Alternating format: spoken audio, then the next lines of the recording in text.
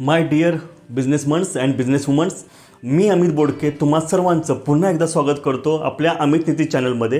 आणि हा चॅनल आपल्यासाठी घेऊन येतो अशा स्ट्रॅटजीज ज्यातून तुमचा बिझनेस होतो ग्रो आणि प्रॉफिटेबल.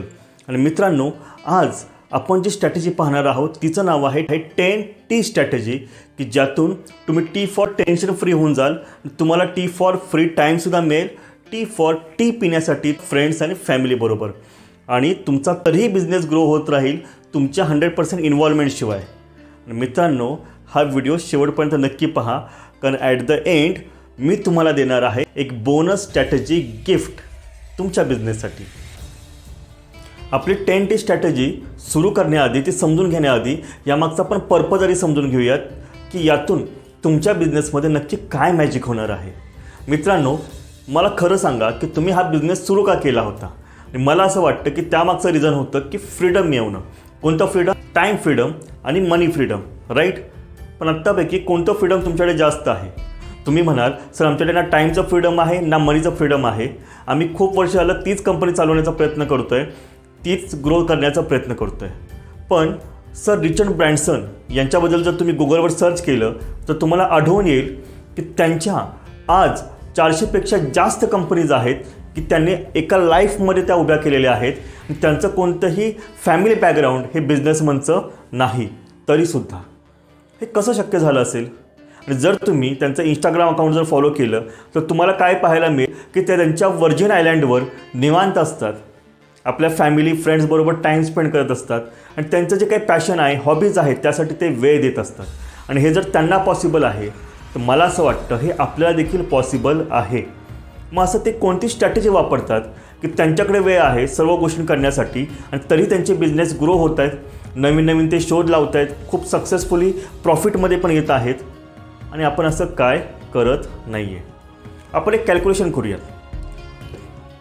तुमचा बिझनेस प्लस तुम्ही इक्वल टू समजा 50 लाख टर्नओव्हर होत असेल, पण तुमचा बिझनेस मायनस तुम्ही इक्वल टू 0 येत असेल किंवा 50 लाखापेक्षा टर्नओव्हर जर कमी होत असेल, याचा अर्थ आपला बिझनेस आपल्याशिवाय चालू शकत नाही आहे. आणि याचाच अर्थ आपण बिझनेसमध्ये नाही आहे, आपण बिझीनेसमध्ये आहोत.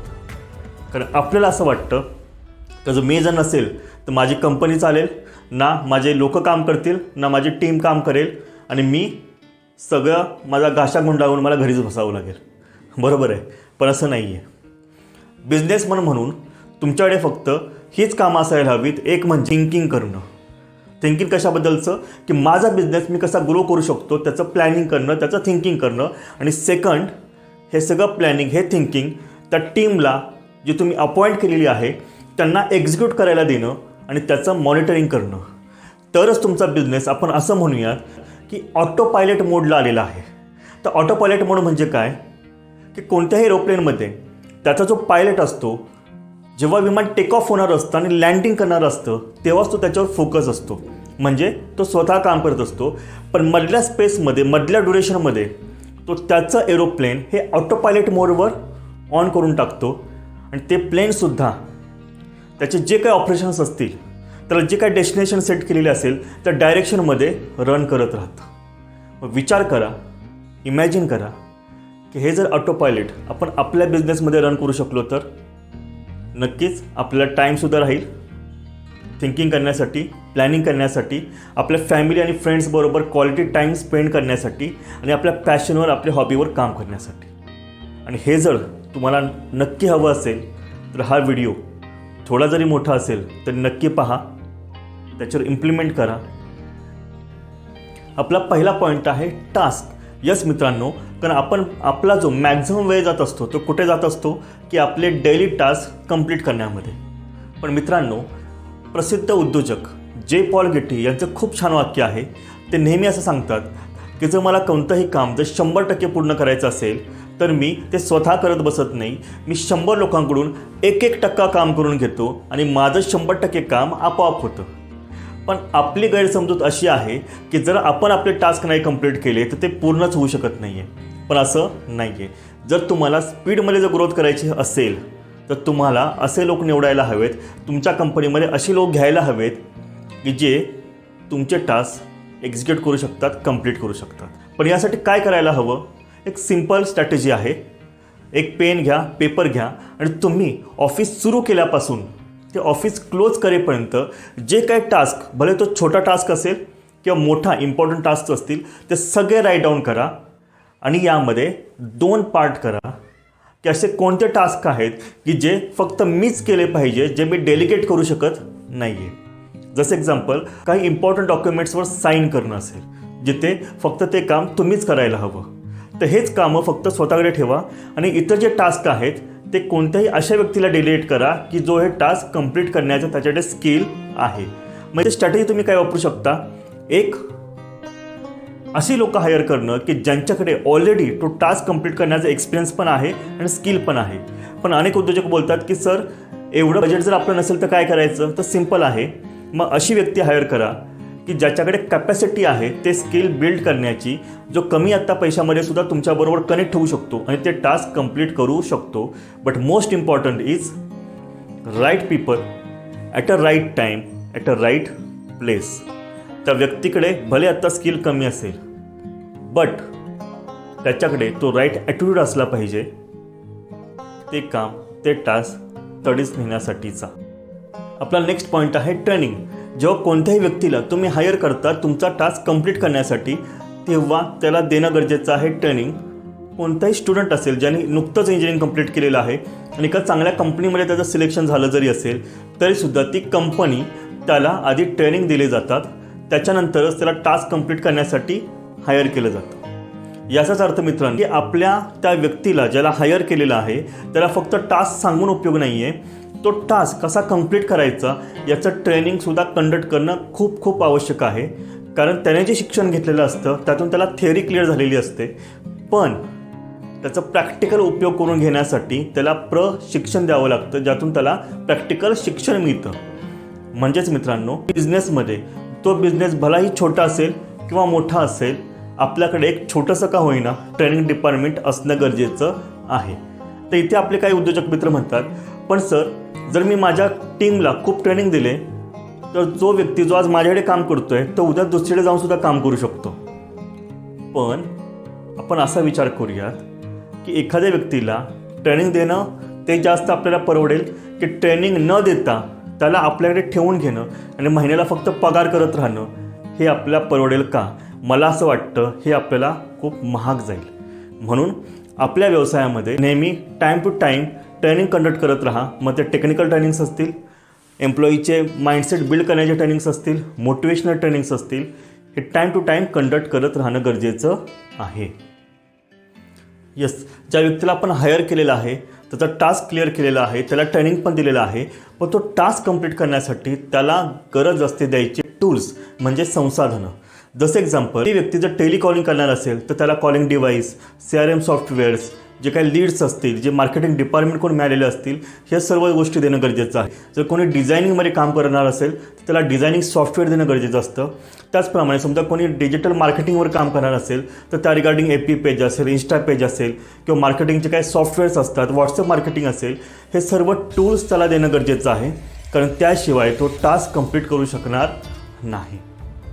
आपला 4th पॉईंट आहे T फॉर टीम. जो टास्क आपण कंप्लीट करण्यासाठी दिलेला आहे, तो टास्क कंप्लीट करण्यासाठी कदाचित त्या व्यक्तीला टीम पण आवश्यकता असू शकते.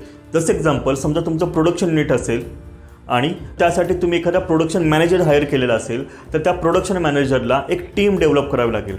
त्यामध्ये कोण असू शकतं की त्या प्रोडक्शनमध्ये जे काही रॉ मटेरियल लागतं तो प्रोव्हाइड करणारा तो पुरवठादार असू शकतो. त्याचप्रमाणे लॉजिस्टिक डिपार्टमेंट असू शकतं, ट्रान्सपोर्ट डिपार्टमेंट असू शकतं, अकाउंट डिपार्टमेंट असू शकतं, प्रोडक्शन युनिट असू शकतं, पॅकेजिंग युनिट असू शकतं. या सर्वांचे मिळून एक टीम तयार होणार आणि यातूनच आपलं टीम वर्क होणार. तर टीम म्हणजे काय? टुगेदर एव्हरीवन अचीव्स मोर.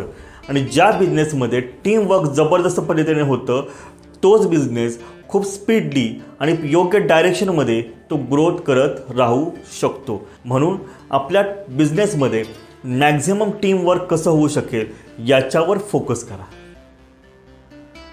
आपला 5th पॉईंट आहे T फॉर टार्गेट.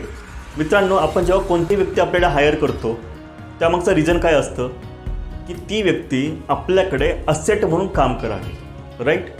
पण हे असेट म्हणून काम करण्यासाठी त्याला जे टार्गेट दिलेलं आहे त्याची क्लॅरिटी त्याला असणं गरजेचं आहे. मग ते टार्गेट इयरली असेल, क्वार्टरली असेल, मंथली असेल, वीकली असेल, आणि हे सर्व टार्गेट्स कंप्लीट करण्यासाठी त्याचे डेली टार्गेट्स काय आहेत याची क्लॅरिटी त्याला ट्रेनिंगमध्ये पहिल्यापासूनच क्लिअर करून टाका. कारण आपल्या बिझनेसमध्ये दोनच प्रकारची लोकं काम करत असतात. एक अशी लोकं, अशी टीम जी आपल्यासाठी असेट आहे, आणि अशी लोकं, अशी टीम जी आपल्यासाठी लायबिलिटी आहे. पण हे कसं ओळखायचं की ती असेट आहे की लायबिलिटी आहे? सिम्पल आहे. आपल्या टीमचं काम दोनच असतं. कोणतं? एक असेट म्हणून तर त्यांनी आपला पैसा वाढवला पाहिजे, म्हणजे to increase our money or to save our money, म्हणजे आपला पैसा वाचवणं असेल. Because money save is money earned, right. आणि हे दोन्ही गोष्ट सोडून जर काही तिसऱ्या गोष्टी होत असतील याचा अर्थ ती व्यक्ती किंवा ती टीम आपल्यासाठी लायबिलिटी आहे. आणि ॲज अ बिझनेसमन आपलं टार्गेट काय आहे का अशी टीम हायर करणं, अशी टीम डेव्हलप करणं जी टीम आपल्यासाठी असेट असेल ना की लायबिलिटी असेल. आपला नेक्स्ट पॉईंट आहे टी फॉर टाईम. कोणत्याही बिझनेसमध्ये टाईमला खूप महत्त्व असतं. त्यालाच म्हटलं जातं टाईम लिमिट सेट करणं. जसं आपल्याला माहीतच आहे की बिझनेस मॅनेजमेंटमध्ये खूप महत्त्वाचा शब्द आहे ज्याचं नाव आहे JIT, म्हणजे जस्ट इन टाईम. आणि या जस्ट इन टाईमवर काम केल्यामुळे आज जपान खूप प्रगती करत आहे. आणि याचंच भारतातलं मूर्तिमंत उदाहरण म्हणजे मुंबईचे डबेवाले. त्यांना जो टास्क दिलेला आहे, त्यांना जे टार्गेट दिलेलं आहे ते वेळेतच कंप्लीट करतात. ठरलेल्या ठिकाणी ठरलेल्या वेळेत पोहोचण्यामध्ये त्यांचा हात कोणीही धरू शकत नाही. म्हणूनच टाईम मॅनेजमेंटच्या बाबतीत आपल्या मुंबईच्या डबेवाल्यांना मॅनेजमेंट गुरु असं संबोधलं जातं. असंही म्हटलं जातं की a goal without deadline is just a wish. म्हणजे काय की जेव्हा आपण गोल डिसाईड करतोय, टार्गेट डिसाईड करतोय, त्याच वेळेस त्याची जर डेडलाईन सेट नाही केली, टाईम लिमिट जर सेट नाही केलं तर ती फक्त इच्छा राहते. ते कंप्लीट होण्याची शक्यता ही खूप कमी असते. म्हणूनच मित्रांनो, जेव्हा तुम्ही तुमच्या टीमला टास्क कंप्लीट करण्यासाठी जे टार्गेट देत आहात तेव्हा तिथे लगेचच तो टास्क, ते टार्गेट कधीपर्यंत कंप्लीट करायचं आहे याचं टाईम लिमिट तिथे सेट करा. तरच तुमचा बिझनेस ग्रोथमध्ये येईल, प्रॉफिटमध्ये येईल. आणि तुमची सगळी जी ऑपरेशन्स आहेत बिझनेसमधली ती वेळेतच किंवा वेळेच्या आधीच कंप्लीट होऊ शकतील. आणि यातून तुमचं एक मार्केटमध्ये एक खूप छान एक ब्रँड नेम तुमचं तयार होऊ शकेल. आपला नेक्स्ट पॉईंट आहे टी फॉर ट्रॅकिंग. कोणताही टास्क दिल्यानंतर, टार्गेट दिल्यानंतर तो टाईम टू टाईम कंप्लीट होतोय की नाही हे आपल्याला कसं कळणार? तर यासाठी एकच ॲन्सर आहे, त्याचं टाईम टू टाईम ट्रॅकिंग करणं, ज्याला आपण रिपोर्टिंग देखील म्हणू शकतो. यासाठी कोणत्याही बिझनेसमध्ये ट्रॅकिंग सिस्टीम हे खूप स्ट्रॉंग असणं गरजेचं आहे. कारण मित्रांनो, जे आपले इयरली गोल्स आहेत, जे आपले क्वार्टरली गोल्स आहेत, जे आपले मंथली, वीकली, डेली गोल्स आहेत ते तेव्हाच कंप्लीट होऊ शकतात जर त्यांना आपण टाईम टू टाईम ट्रॅक केलं तरच. कारण मॅक्झिमम ऑफिसमध्ये हे पाहण्यात आलेलं आहे की टास्क देणारा टास्क देऊन विसरतो आणि टास्क घेणारा टास्क घेऊन विसरतो. आणि याचं एकमेव रिझन म्हणजे तिथली ट्रॅकिंग सिस्टीम स्ट्रॉंग नसते किंवा तिथली रिपोर्टिंग सिस्टीम स्ट्रॉंग नसते. त्यामुळे तुमचे जे टीम लिडर्स असतील, मॅनेजर्स असतील किंवा तुम्ही स्वतः तुम्ही कोणाकोणाचे रिपोर्ट्स ट्रॅक करणार हे आधीच सेट करून घ्या. जॉब डिस्क्रिप्शनमध्ये सुद्धा त्या गोष्टी क्लिअर करून घ्या. याचा फायदा तुमच्या बिझनेसमध्ये खूप चांगला होऊ शकतो. Because tracking will help you not to just track your task and targets. Tracking will help you to track your growth also. आपला नेक्स्ट पॉईंट आहे टी फॉर ट्रबल्स. मित्रांनो, बिझनेस म्हटलं, व्यवसाय म्हटलं की ट्रबल्स हे डेली बेसिसवर येणारच. पण खरं ट्रबल कोणतं की जे ट्रू ट्रबल आहे, ज्याचं जे मूळ आहे त्या मुळापर्यंत पोहोचणं. कारण अनेक समस्या अशा असतात की त्या समस्येपर्यंत न पोहोचल्यामुळे त्या समस्या पुन्हा पुन्हा त्या बिझनेसमध्ये येत असतात. त्याचप्रमाणे जेव्हा तुम्ही तुमच्या टीमला कोणताही टास्क देत आहात, कोणताही टार्गेट देत आहात तर विदाऊट ट्रबल ते कंप्लीट होणारच नाही आहे. त्यामुळे ट्रबल्स येतच राहणार. पण मेन काम आपलं काय असणार आहे की जो एकदा ट्रबल आला तो पुन्हा येऊ नये यासाठी तुम्हाला काहीतरी सोल्युशन्स बिल्डअप करावे लागणार आहेत. आणि हे जेव्हा ट्रबल येतात तेव्हा तुम्ही काय करायला हवं की तो ट्रबल्स कसे आले यासाठी त्या ट्रबल्सला क्वालिटी क्वेश्चनिंग तुम्हाला काय विचारता येऊ शकतील यावर तुम्हाला फोकस करायला हवा की ज्यामुळे तुम्ही त्या ट्रबलच्या मुळापर्यंत जाऊ शकाल. कारण मित्रांनो, जेव्हा तुम्हाला ट्रबल समजेल की नक्की ट्रबल्स कुठे आलेत, कशामुळे आलेली आहेत, तेव्हाच त्याच्यावर तुम्ही सोल्युशन देऊ शकाल. कोणत्या प्रकारचे प्रिव्हेंटिव्ह ॲक्शन आणि करेक्टिव्ह ॲक्शन. म्हणजे काय की तो ट्रबल आल्यानंतर त्याच्यावर लगेच सोल्युशन काढणं म्हणजे करेक्टिव्ह ॲक्शन, आणि तो ट्रबल पुन्हा येऊ नये यासाठी त्याच्यावर काम करणं म्हणजे प्रिव्हेंटिव्ह ॲक्शन. त्यामुळे जेव्हाही तुमच्या टास्कमध्ये टार्गेटमध्ये ट्रबल्स येतील तिथे करेक्टिव्ह ॲक्शन काय घेता येतील, तिथे प्रिव्हेंटिव्ह ॲक्शन काय घेता येतील याच्यावर नेहमी थिंकिंग करत राहणं हे खूप इम्पॉर्टंट आहे. आपला नेक्स्ट पॉईंट आहे T for thinking. Yes, thinking. मित्रांनो, असं म्हटलं जातं विचार बदला नशीब बदलेल, पण ते विचार बदलण्यासाठी आणि त्याच्यावर विचार करणं गरजेचं असतं. मित्रांनो, जेव्हा कोणत्याही ट्रबल्स तुमच्या बिझनेसमध्ये येत आहात ते तोपर्यंत तुम्ही त्याला सोल्युशन देऊ शकत नाही किंवा त्याला प्रिव्हेंटिव्ह आणि करेक्टिव्ह ॲक्शनमधले बदलू शकत नाही जोपर्यंत त्या ट्रबल्सवर तुमची टीम किंवा तुम्ही थिंकिंग करू शकणार नाही तोपर्यंत. यासाठीच मित्रांनो तुमच्या बिझनेसमध्ये आवश्यकता आहे एका थिंक टँकची. तर हा थिंक टँक काय करतो नक्की, की आपल्या बिझनेसमध्ये जे काही प्रॉब्लेम्स येतात त्याच्यावर सोल्युशन काढण्याचेच पैसे आपण जे टीम हायर केलेली आहे त्यांना देत असतो. पण मॅक्झिमम टाईम काय होतं की कोणते टास्क कंप्लीट का होऊ शकत नाही, कोणते टार्गेट का अचीव होऊ शकत नाही याचा एक्सक्यूज फक्त देण्यासाठी, त्याची कारणं देण्यासाठी आपली टीम आपल्यावर फोकस करत असते किंवा आपल्याला फक्त कारणं देत असते. पण एका सक्सेसफुल उद्योजकाच्या केबिनच्या बाहेर एक खूप छान पाटी त्याने लावलेली होती. ती म्हणजे if you are part of solution you are welcome, but if you are part of problem I am busy, do not disturb me. म्हणजेच काय, की जी टीम आपण हायर केलेली आहे आपल्याला माहीत आहे टास्क कंप्लीट करण्यासाठी त्याच्याकडे ते स्किल्स आहेत, राईट. मग जेव्हा कोणताही प्रॉब्लेम येतोय त्याच्यावर सोल्युशन कोणी काढायचं आहे, पहिल्यांदा त्यांनीच काढायचं आहे. आणि ते सोल्युशन का काढू शकत नाही आहेत त्याच कंडिशनमध्ये जर त्यांना ॲक्च्युअल प्रॉब्लेम काय आहे हे जर समजतच नसेल तर. म्हणून मित्रांनो, जर तुम्हाला वेळेतच त्याच्यावर थिंकिंग करायची असेल तर आपल्या टीमवर ट्रस्ट देऊन एक थिंक टँक बनवा. तिथे त्यांना विचार करण्यास भाग पाडा, त्यांना सोल्युशन ओरिएंटेड काम करण्यास त्यांना भाग पाडा, त्यांना तसं मोटिवेट करा.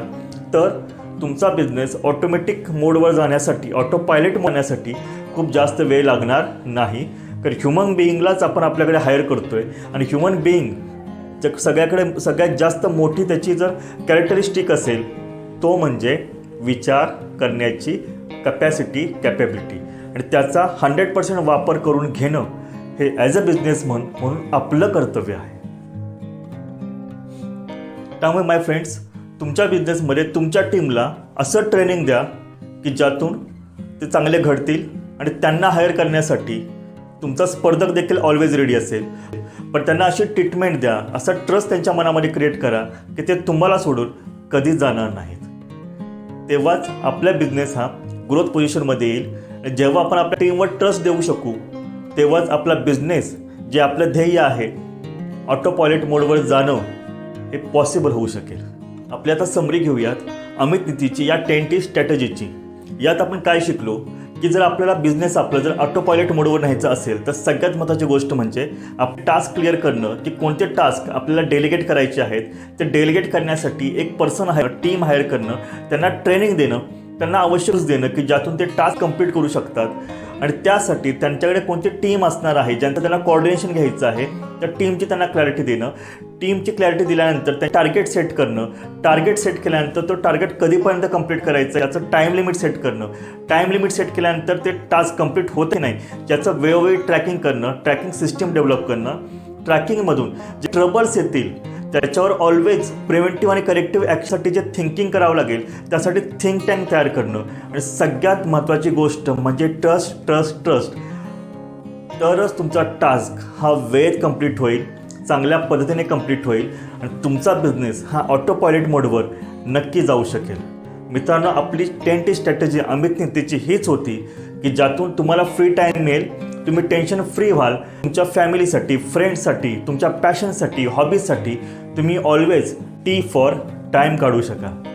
आणि आपलं जे आज, जसं मी तुम्हाला आधीच कमिटमेंट केली होती, स्पेशल स्ट्रॅटेजी गिफ्ट आहे, ते मिळवण्यासाठी खाली डिस्क्रिप्शनमध्ये एक लिंक दिलेली आहे, त्यावर क्लिक करा, फॉर्म फिलअप करा आणि ही संपूर्ण जी आपण 10T स्ट्रॅटेजी आहे तुम्हाला इझिली इम्प्लिमेंट करण्यासाठी एक स्पेशल फ्रेमवर्क, एक टेम्पलेट आपण डिझाईन केलेलं आहे, जे तुम्हाला तुमच्या ईमेलवर, तुम्हाला तुमच्या व्हॉट्सॲपवर आम्ही तुम्हाला नक्की पाठवू. यातून जर तुम्हाला काही इश्यू येत असतील, प्रॉब्लेम्स येत असतील, ट्रबल्स येत असतील तर नक्की आमच्याशी शेअर करा आणि त्याच्यावर ॲज अ सोल्युशन म्हणून एक चांगला व्हिडिओ, एक चांगला कंटेंट देण्याचा आमचा नक्की प्रयत्न असेल.